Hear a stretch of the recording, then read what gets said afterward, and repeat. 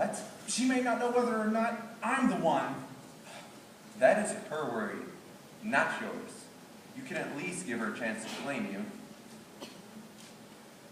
But she might make a mistake. My lord, are you going or aren't you? I'm going.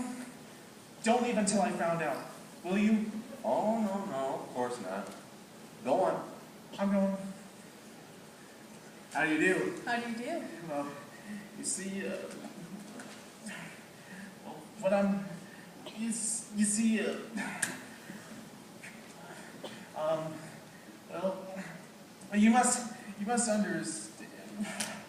Oh boy. Well, you see, I was intending to meet someone here, and well, you see, I was wondering that. Yes, I noticed you were wondering. Well, I suppose you think I'm an idiot, but you see, oh boy,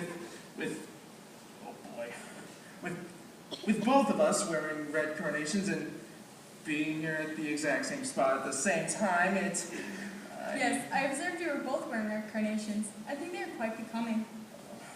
Thank you very much. But you see, that isn't exactly the point. No, I suppose it isn't. It's rather difficult to explain. Yes, isn't it? Oh, however, if you really are the one I was, well, I'm just hoping you understand. Do you? No, I don't think I do. Oh, then I suppose you aren't the one. The one what? The one I was intending to meet. Are you? Why, I'm sure I don't know. Then you were intending to meet someone here. Oh, yes. That helps some. And would you recognize him if you were to see him? I'm afraid not. That's why I asked him to wear the red carnation. That much is settled. But of course he is wearing a red carnation too. Yes, that does make it rather complicated, doesn't it? Rather. So you see, we're going to have to find some other way to identify him. Identify which? You or him? Me. No, him. Either one.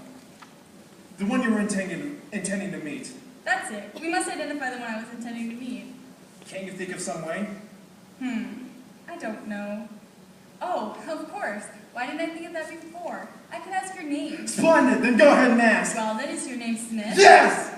So is mine. Yes. Yes. You see, that's another trouble. Wait, his name is Smith too? Good heavens. That's the point. If his name wasn't Smith, there wouldn't be any difficulty at all. But how do you know you're not the one to blame? Exactly. If your name wasn't Smith, there'd be no trouble whatsoever. So, I suggest you share the blame. Well, I guess the question now is, who is the original Smith? What do you mean by the original Smith? Well, from the standpoint of time, I'm the original Smith.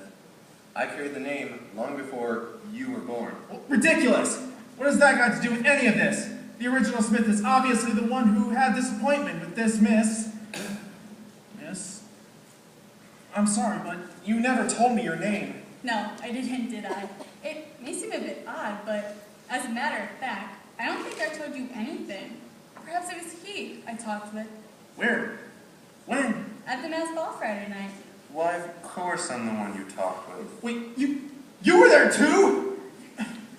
You weren't! My lord, this is too much! So unbearable! Why shouldn't he have been there? He had just as much right to be there as you had. Exactly. Why should one Smith have preference over the other? I'll go mad in a minute! Look. There is some way for you to settle this problem. I will not stand here all day and be made a fool of. Well, if you feel like that, you should leave at once. That would clear things up considerably. I shan't leave. Don't think you can get rid of me that easily. Look, if you talked with one of us last Friday night, there's got to be something that can help you remember which one of us it was. I mean, just look at him. How can you mistake him for me? But you forget. You both wore costumes and wore masks. Costume and mask do make a very complete disguise. But keep in mind that not all costumes are alike. I was dressed as a sheik. So was I. What? You weren't. That's impossible. I won't believe it. But I tell you it was. You see, there's nothing more remarkable than going to a fancy dress ball in a sheik's costume. As far as I know, there's no patent on that idea. Now that you mention it, I distinctly remember seeing more than one sheik at that ball. And I suppose you talked with every sheik you saw. Well, naturally I couldn't be sure. It would be very easy to mistake one sheik for another. And I suppose you also told them the same thing. What do you mean?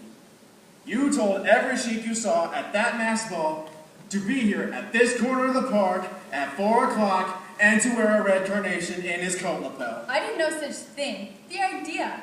He was the one who asked me to meet him. Exactly. I'm the one who asked her to meet me here today. But so did I. You are both certain you asked me. Positive. Sir, But how could you be? How do you know one of you didn't ask another girl? weren't you dressed as the Queen of Sheba? Yes, that's right. Of course she was. That's how she caught my eye. Oh, damnation. I can't stand this. How do you know there wasn't another Queen of Sheba at that ball? Perhaps there was. But the point is of the matter, there's only one Queen of Sheba here. And you think that you told this Queen of Sheba that you would be here at this corner of the park at 4 o'clock. Your mind grows clearer every minute. And I also suppose that you also told her that you would wear a red carnation in your coat lapel. That's my customary method of identifying myself. Well, I do in fact know that this is the Queen of Sheba that I talked with. I know because I would know her eyes. I would know her eyes anywhere. It means she has made fools of both of us. For I made the exact same proposals that you have, and she certainly accepted them. I am so sorry, but I thought you two were the same man. She thought we were the same man. The compliment was mutual, at any rate. Did you think that we stuttered? That we should ask you the same thing twice? I thought you were a bit absent-minded, perhaps. Very tactful of you, to put it so mildly. You must realize how sorry I am, but in the excitement of dancing and the music and everything I must have, well, I am sorry. Oh, we realize that. Certainly. And you realize how easy it was to make a mistake when you were both named Smith and both were dressed as sheiks and are partial to red carnations? Oh, of course. Naturally. Well then, I suppose the question now is, what to do about it? It is a rather embarrassing situation, isn't it? There's only one way to settle this problem. She must choose between us. We might flip coins to see which of us stays. No. I refuse to treat this matter in such a trivial way. If I leave, it'll be at the request of the lady. Well, that relieves us of the responsibility. What does the lady say? Oh dear, I suppose I am caught now. Whatever shall I do? You are both so attractive and so honorable about it. I never met two more charming men. If I asked you to leave, would you go? Yes, I would stick to my word, but I will find you again sometime. But how could you? You wouldn't know where to find me. You don't know my name, or where I live, or anything about me. And the next time I go to a mass ball, I might not be dressed as the Queen of Sheba. Never mind. I'll find you. And when I do, I'll make sure there isn't any other Smith around to interfere. Unkind remark. But there would be another Smith around, for there always is when I am present. For my name is Smith too. Wait, what? That can't be. But it is. That is how I remembered your name so easily. And yours.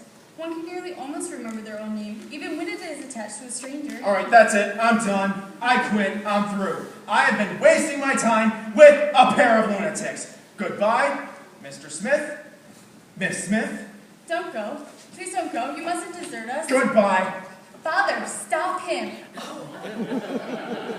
Wait. What? Don't just stand there like a stick, Father. Well, really, my dear, I think I played my part. So, if you excuse me, I think I'll... Wait. Who are you? Who is that man? I'm Miss Smith, and he's Mr. Smith. This man is your father? Uh-huh. Are you awfully mad?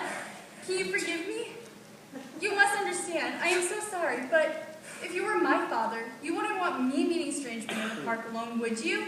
Even the Queen of Sheba must use discretion. And wasn't Father such a sport to act on his part so nicely? I planned it also that it would be most exciting. And it was exciting, wasn't it? Why, you little devil. The sheep. I could strangle you. Father, help, he kissed me. Serves you right. And bring him home to dinner with us, and maybe he'll kiss you again.